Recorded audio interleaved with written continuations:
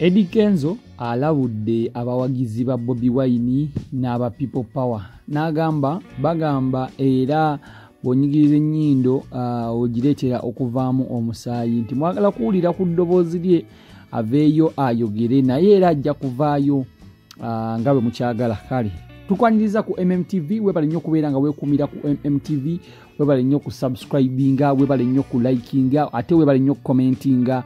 Watandaba ku subscribinga nkujjukiza subscribinga bwansi awo tulabike nga ate tweyongererayo ddala n'amawulire.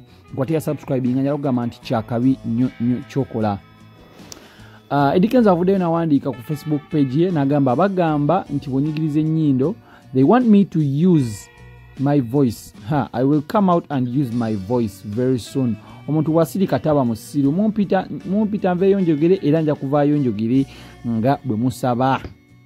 Era y'omuntu omu n'ayongerako n'agamba they didn't make you so that they didn't make you so they can't break you. They didn't build you so they can't kill you. And they didn't invade in you so they can't prevent you. Bino ebintu abyogedde ng'ayagala kukakasa Bobi Wine nti Bobi Wine si gwe wankola ate tosobola kummenya. Ekirala mwagala nnyo nveeyo njogere kuba nnyindo muli ginyigiriza, mwagala eveemu omusaayi, mwagala mbeeko ebigambo byenjogera oba mwagala waliwo ebigambo bye mwagala okuwulira njogere naye nga bwe mukyagala nja kuvaayo njogere. Okuzzaako katini emabega Eddie Kenzo yavaayo ennaku nga ziizo emabega ali akakomawo okuva mu karantini oba okuva mu lockdown ye Ivory Coast. N'agamba nti ye tagenda kwenyigira mu byabufuzi byonna, tagenda kuwagira Bobi Wine, tagenda kubeera nga ateyegatta ku Bobi Wine, era temumusuubira kubeera nga akunga abantu okubeera nga beekalakaasa oba okugenda ku street n'okukola ebintu ebyenjawulo. Eddie Kenzo ono yagambye nti ye tali ready kubeera nga ate asiga obukyayi mu bantu, tali ready kubeera nga ate embeera agiteekawo mu bantu. So Eddie Kenzo y'omuntu y'omu n'avaayo olunaku lw'ejjo n'agamba nti bamusosola, batandise okumusosola, batandise okubeera nga bamu isolatinga, batandise okubeera nga bamujja bamuyisanga atali Munnayuganda. Naye ejjo lwade luggwa ndowooza yabirowoozezaamu kaawo n'agamba ennyindo oba oginyigiriza ennyo ogireetera okujja omusaayi. So Eddie Kenzo agamba mumunyigiriza nnyo, abantu batandise okubeera nga bamusosola, batandise okubeera nga bamukolera ebintu ebyenjawulo okumu unfollowinga ku Facebook ye n'obutalikinga bintu bye byateekayo.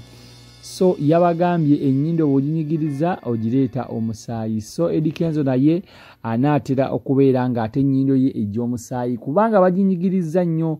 Abantu bangi bavuddeyo ne bamu opposinga ebintu bye yayogera, ebintu ebyenjawulo byazzenga akola, ebintu ebyenjawulo byazzenga ayogera. So Eddie Kenzo yagambye nti ye tagenda kuwagira Bobi Wine abafa mufe, tagenda kubeera nga yeegatta ku People Power, kimukole kye mwagala okukola.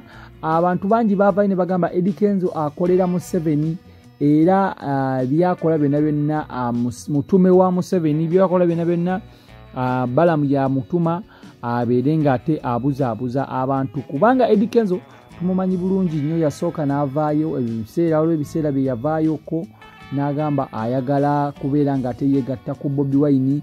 Ebiseera bya konsati ya Kyalenga n'agenda na bulungi n'ayimba ku konsati ya Kyalenga, n'ayina ennyimba ze yakubaawo omuli Volongoto, omuli Mulugube, ennyimba nnyingi ng'agezaako kwataakinga gavumenti. Naye okuva lwe yakomawo nga bamututteko omukyala n'agenda n'amiitinga pulezidenti w'eggwanga, n'atwalayo awards, pulezidenti n'amusiima, bagamba mbu n'amuwa n'emmotoka. Eddie Kenzo okuva olwo yakyukira ddala. Eddie Kenzo takyali Eddie Kenzo y'omu, era bwe twogerera Eddie Kenzo yagambye ye agenda kubeera ng'avaayo ayogere sayidi gy'aliko, of which kyemumusuubira okwogera nti ye sayidi gy'aliko era kyemmanyi gy'agenda okuba nga ate ayogera.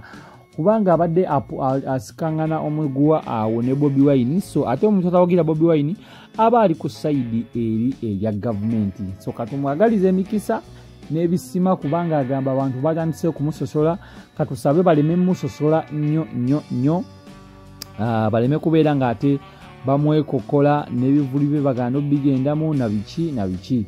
So Eddie Kenzo ge gamawulire agava eside zeeyo agamba abantu batandise okumwewala, abantu batandise okubeera nga tebagala kubeera kyaliwe naye yetatidde agenda kubeera ng'ayogera kyayina okwogera kubanga ateekeddwa okukyogera.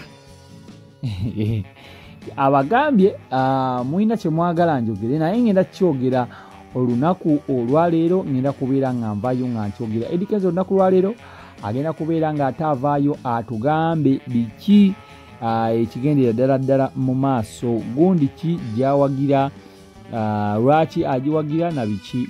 Eddie Kenzo ono mujjukira bulungi nnyo lockdown yamukwatira mu nsi ya Ivory Coast, n'alaajanirako gavumenti, abantu ne bamuyambako ne bamugamba asabe gavumenti mu bulungi ajja kubanga ate akomawo. Bintu bingi bye baamukolera, bintu bingi nnyo. Bannayuganda be bamu ne basaba Rebecca Kadaga ensonga n'ajanja mu paliamenti. Mu paliamenti ne bagezaako okubeera nga bagiteeseganyako. Eddie Kenzo alabike ng'ate akomawo mu ggwanga. N'abanga ate akomawo yayambibwa n'akomawo. Naye tusaba ne bannayuganda abalala bambi mu balowoozeeko, bannayuganda bannaffe abali e Dubai, abali Abu Dhabi, abali e Qatar, abali mu nsi ez'enjawulo, nabo mu balowoozeeko babeere ng'ate nabo bakomerawo ddala kubanga Eddie Kenzo si ye munnayuganda asinga okubeera ng'ate atwalibwa ng'ow'ekitalo. Nabo mu balowoozeeko bambi nabo babeere ng'ate bakomawo basobole okumiitinga famire zaabwe. Byebyo biva sayidi eyo Eddie Kenzo. Munzikirize mbagalize olunaku olulungi, mwebale nnyo okukola bannaffe abali e Qatar, Abu Dhabi, Saudi Arabia, Oman, Bahrain, abali mu nsi ez'enjawulo, mu nsi za Buwalabu, abali mu London, abali mu USA, n'abali mu continents ez'enjawulo, abali mu Asia. Mwena tubatubiddeko, mwebale nnyo okubeera nga mwekuumira ku MMTV. Subscribinga wansi awo, gwatanaba ku subscribinga gwate eya subscribinga njala okugamba nti kyokola kyakabi nnyo mwana wa maama. Mwebale nnyo okubeera nga weekuumira ku nsonga.